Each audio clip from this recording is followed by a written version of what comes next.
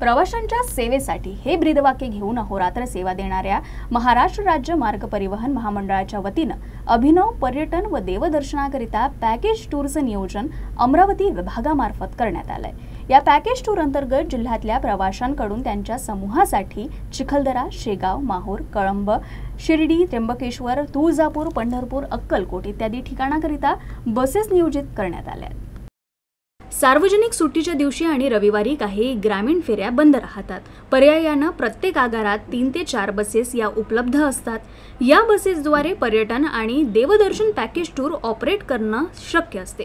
जिल्ह्यातल्या प्रवाशांकडून त्यांच्या समूहासाठी चिखलदरा, शेगाव, माहूर, कळंब, शिर्डी, त्र्यंबकेश्वर, तुळजापूर, पंढरपूर, अक्कलकोट इत्यादी ठिकाणाकरिता बसेसची मागणी होत होती। प्रवाशांची ही प्रवास निकट बघता या अभिनव उपक्रमाला जुलै 2025 पासून अमरावती विभागात सुरुवात करण्यात आली। जुलै 2025 ते सप्टेंबर 2025 दरम्यान 32 टूर पॅकेज विभागाद्वारे चालवण्यात आले आणि महामंडळाच्या उत्पन्नात सुद्धा भर पडली।